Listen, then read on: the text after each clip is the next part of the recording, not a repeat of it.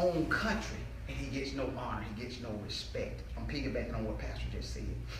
How is it that you will open a car door for this young lady out on the street that you're flirting with, but you won't open the car door for your wife?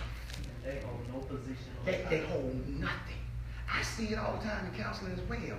How is it that you treat these people or this person with more dignity and honor than you do your mate? How can you do that? How can you do that? The thing about it, that's why we come to sessions like this. Everybody, I'll talk for myself. Where we are right now, we haven't always been where we are right now. I'm thankful to God, though, that he kept us together. We're still together. We're working on some things. And I'm sure all of us are probably working on some things.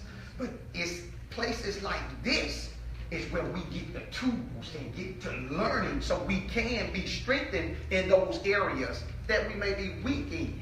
So if you find yourself serving someone else more so than your mate, that's an area we need to work on. That's an area we need to pray about. That's an area that God can direct and lead and guide you in so we can get to where we need to be. Because at one time or another, at some time or another, and once again I'm talking to myself about myself, I wasn't doing this to the level that I was supposed to have been doing it at. But when we know better, we should do better.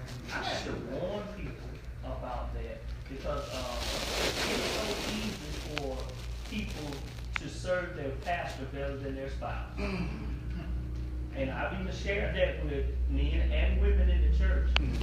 Don't you dare treat me better than you treat your husband, or don't you dare treat me better than you treat your wife. That's right. You want to do this and that for me, check with your spouse. That's first. wisdom. Don't put me ahead of them, because I ain't gonna rub your feet in the midnight hour. When you get sick and all this and that, that ain't gonna be. You done had that same conversation. That's it. I've told people this. It's like, listen, you doing all of this for this person. You serving and doing all this. When you get down, though, if something happened to you, you get sick where you can't hardly move, it's going to be me, it's going to be husband, it's going to be you, the one that's got them. Not this person. This person going to be going on about their business. So I know you're right. That kills me. I see it too. Just be running, man. You got to take me somewhere, man. It's like crazy. Yeah. She probably tell me, put some lotion on my feet tonight. And you just get the lotion. You get the lotion. I get what? I'm going to lotion her up. You going to lotion her up. Now, I'm going to challenge you on that, though. I'm going to challenge you on that. You're going to move on. Let me challenge you on that. It's some heavy, though, when you get to that level where she ain't got to tell you you got to get the lotion. When you done check it out and you noticed it yourself and you go on and get that lotion. Come here, baby. Put your legs out. She might have a problem with this.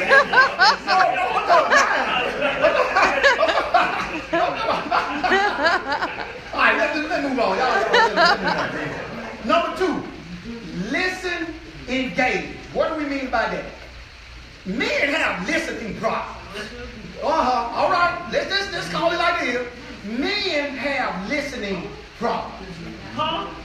See, that's an example right there. Playing video games. Men, play video games. Nothing wrong with that. I ain't condemning that. I get with J-Man, we play games. Playing video games. Ray, it's not an indictment. Playing video games. All right. Wifey comes up to you while you're playing your video game. You trying to get to a certain level on the video game. Wifey trying to tell you about her day though, but you trying to get to another level on the video game. You are not listening listening or engaging her because you're trying to get to another level on the video game. Now, the timing of the conversation may be a little bit off or whatever. I'm not going to get into all that. But the fact remains, you are not listening or engaging your wife because you are distracted with the video game. Man watching the finals, NBA finals. Man watching football playoffs. Man watching college football championship games. Well, lady, wifey comes in, wants to tell you about her day. Want to tell you what done went on in her day. Well, when the man says, John, yeah, oh yeah, you are not listening. You are not engaged in your wife at that. Big blessing. You can bring it, bro. Great. Listen, there is no honor in that. Yes. It depends on what she wears at the time. All right now. All right now. Now see, I'm trying to keep this thing. Now see. All right.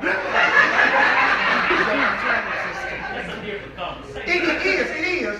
But That I ain't want to telling me about your day. Huh? That ain't telling me about your day, depending on what he talking about. No, it's not.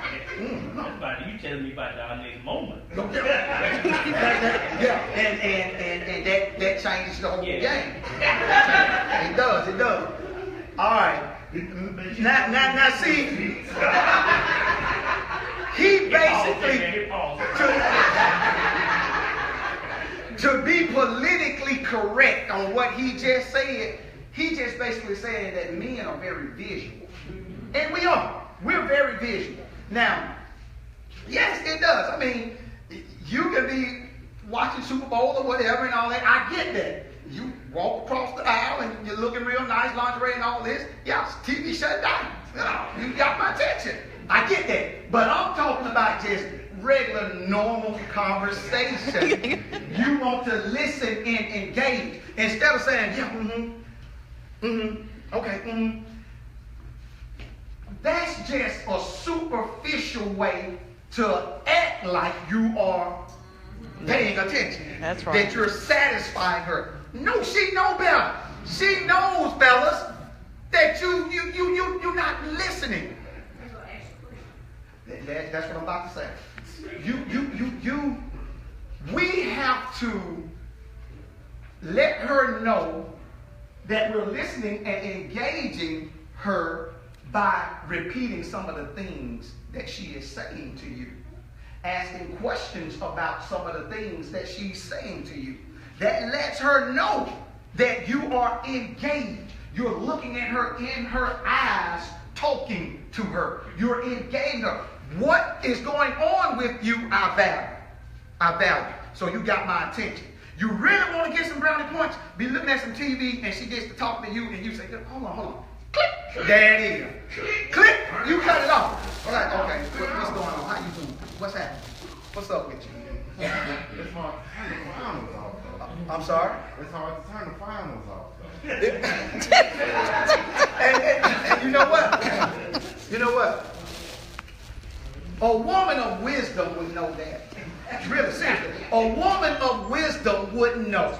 Unless it's dire, it's an emergency. Yeah. She gonna know. Yeah. You know, I know he really into the game. This what I want to talk about. It can't wait. Yeah. A woman of wisdom will be considerate of that and will know that. Now, let's talk about the person or the lady, the wife that don't know that, hey, listen, this is very important what I'm doing right now.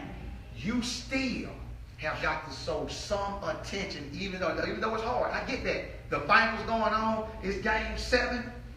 It's tied. That's what you got to do. That's what you got to do. Unless, now, be hard. But you got to reassure her what she's talking to you about is important, though. You have to reassure her. So that's the position entirely kicks in. Absolutely. Anybody else?